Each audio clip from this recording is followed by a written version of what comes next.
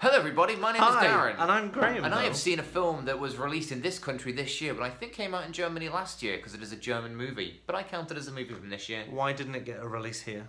It did get a release here, just this year. Why didn't it get a release here in the cinema? It did.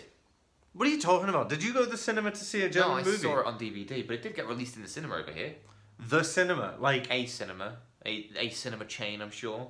Right. Like an indie one, like an art Erdman. house I saw the film Toni Erdman. Yeah, I suspect you also Snapchatted a black and white German film. I also saw M. I see lots. I'm very cultured. I see lots of different movies from all parts of time and world. Well, no, just Germany and from last year or 1938 apparently. 31. 1931 yeah. apparently. Toni Erdman. Toni Erdman is a 3-hour-long German comedy movie in which about 2 hours German in, comedy? I was not laughing and had not seen any jokes at this point. But like on the DVD, it was saying like, 5 stars, the funniest movie of the year, 5 stars, funniest German hilarious. Movie. Well, yeah, yeah, still joke, German comedy, it's no laughing matter. I got about 2 hours in, I was like, it's just not funny, it's really sad, there's no joke. I mean, it's a bit weird. It sounds like your type of humour, if it's really just really depressing. So I then, paused the movie and I typed in, Toni Erdman comedy question mark, and the director was like, yeah, it's not a comedy. It's a tragic movie. Oh. And I was like, it is a fucking tragic... Why did everyone think this is a comedy? Why was it being advertised as a... But respectable, The Guardian, the funniest film of the year. Empire, hilarious. Right, okay, there has to be a resolution to this conversation. So... I watched the whole movie, and there's bits where you kind of laugh a bit, but not compared to Thor, or a Marvel movie where it is laughing all the way. Yeah. And they're called action movies. This is the funniest movie of the year. A chuckle in a 3-hour movie, every half hour. A comedy movie does not make... Yeah, and it's almost like you laugh because it's so fucking depressingly, what's the word, smotheringly grim, that it's just a giggle is a bit of air for you. Oh, that was a joke, I think. And I was just like, the tears. It's really amazing. I really love this movie, but it's not funny. It's really sort of horrible. Tell me about it. And then I finished watching the movie, and then when you're thinking back over it, you think that was fucking hilarious. That scene was ridiculous. And then thinking back at the movie, I started just laughing. Oh, that scene was so funny. Oh, what the fuck was that? What a line. So I think if I watched it again now, I would laugh a lot. It happened with Withnail and I that to me, where I watched it once and I was like, wasn't that funny? Then I started telling my friend about the scenes in it, and I was laughing, telling about the scenes, and now I love it. But you were expecting it to be a comedy. It was advertised to you as a comedy. Yeah. And you watched it, and it wasn't funny at all. Yeah. Yeah. But it wasn't not funny in the sense that the jokes weren't working. The jokes weren't there until I thought back, and I was like, no, that was fucking ridiculous. Maybe you just need to see the whole movie to fully because it is very... Okay, so the film starts with... It's about a woman and her dad who are a bit estranged from each other, and the dad's dog dies, and he goes to visit his daughter, who is a businesswoman, and she's very stiff upper lip type thing. Yeah. Well, speaking of please which, finish. I'm not playing into it. So he goes to visit her spontaneously, and she's trying to cope with him, but she really doesn't want him there. But she's trying not to be rude. He's a practical joker in the sense that he wears silly false teeth now and again. That kind of joke. And anyway, it's uncomfortable, and they get on each other. Well, they just clearly don't mesh. Yeah. Anyway, she gets rid of him, and she goes for a drink with 2 of her work colleagues, and they go, "How was your weekend?" And she goes, "It was fucking terrible. It was the worst weekend ever. My dad came to visit." And then a man behind her turns around, and it's her dad wearing a funny wig and wearing false teeth, pretending to be a businessman called Toni Erdman. And then from that point on, in the next 2 hours of movie, wherever she goes, her dad pops up dressed as this Toni Erdman character, pretending to be another businessman. And that's just the movie. And it's her trying to deal with him and him doing this weird thing. That sounds hilarious. It is. That sounds brilliant. No, I knew that was what it was about before I started watching it. So I was thinking, oh, this is going to be really funny. And to see the picture of him with the hair and the glasses. Hair and a wig. An actual wig. Wig and glasses.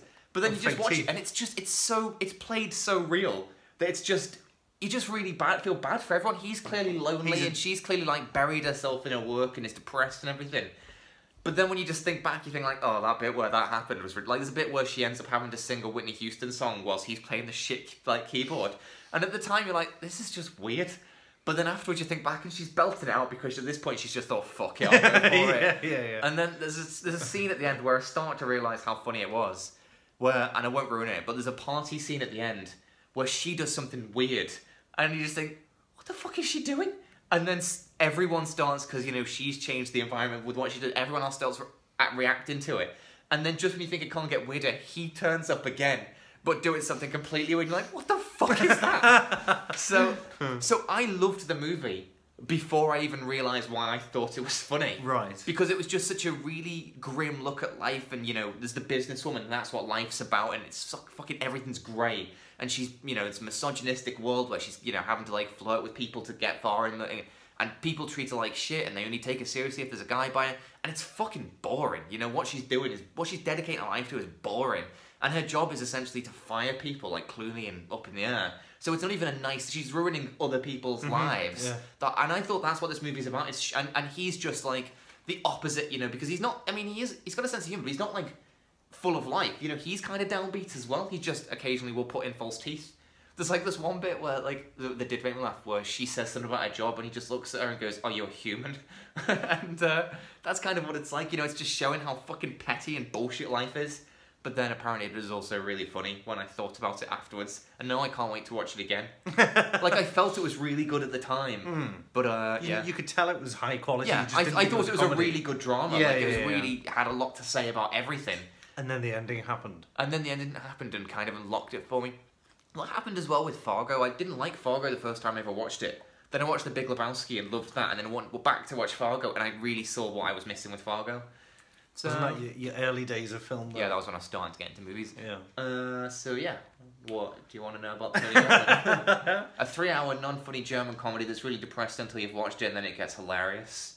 But only in hindsight. Maybe. I mean, maybe I'll watch it again and be like, no, it is really funny. It is depressing, yeah. Like, it's really depressing me again. It sounds like the dad is, like, just a manic depressive, and he's finding ways to be close to his daughter. Yeah, he's trying to get close, but then he's kind of doing it in the wrong way. Yeah. Like, there's one bit where he just lets himself into her house because he hasn't given her the key back.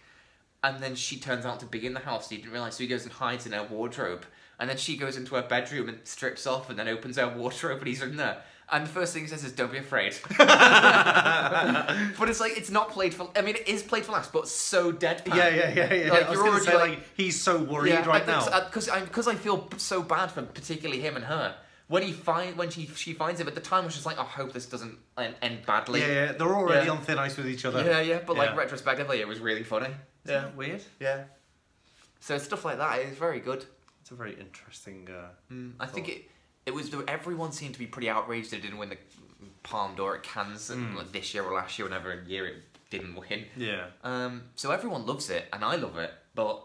I think I might like it. Yeah, I think you would, and I think if I watched it with you, we'd both just laugh all the way through it. Maybe it was because I watched it on my own as well. Like, you know, comedies are always best watched with another person. Do you find yourself erring more towards the depressive side of thinking? Me? Yeah. Yeah. You're kidding. I thought you were going to ask me which of the two characters I'm related to. Yeah. Just a basic question, do you find you're depressed when you think? Yeah. Yeah, do you agree? Yeah. So I'm saying you've probably reflected that in the film. And well, it is a depressing... Like, the director said... I believe it is. Apparently, the idea for him was loosely based on Andy Kaufman, because he would create characters and just stay in character. So it was a bit inspired, and he's obviously a comedian before he died. So, yeah, but she was saying, like, I saw it as just a really sad film. And it's a really sad film, but then it is quite funny now that I look back at it. What other German comedies have you seen? I mean... it is a, you know... I don't know. Well, it's the definition they put on the box, not, you know, what's actually the content. I don't know. I can name you German movies I've seen, but I don't remember the many... most of them are about Holocaust or serial killers. Downfall, M. Run Lola Run, that's German, isn't it? It's not a comedy, it's an action movie. So that's closest, probably, Run Lola Run. Well, that's quite interesting, isn't it? So maybe there's more that are in that vein, you know, where they're all just completely deadpan and serious, but there's just ridiculous situations there. You think Downfall was actually a comedy and I just didn't get it? This is really depressing, isn't it? This film about Hitler. Yeah. Do you know what? I always think, like, is every German actor not a war profiteer? Because they've all played Nazis quite a lot at some point in their career. What would they have done otherwise? What? Like small people? Small people? Yeah. What do you mean? You know, like people of small stature. Like, they call them dwarves and midgets and stuff. Why are you asking about dwarves? Do dwarves play Nazis? No, dwarves also an all dwarf cast of doing the Holocaust film. Yeah. Bloody hell. No, I'm just saying. A Downfall remake by dwarves. I'd go for that. Yeah. But can play completely straight. So the people watching it go like, I know it's funny, but it was just really depressing. Maybe if I watch it again, I'll like it. That's interesting. Yeah. Maybe that's just the nature of German comedies. I didn't mean that. It's just, you get a lot of... I think, obviously, companies casting small people will put them in small roles, like small people roles, do you know what I mean? Instead of just Are you making a serious point about the career of dwarves? Yes. Okay.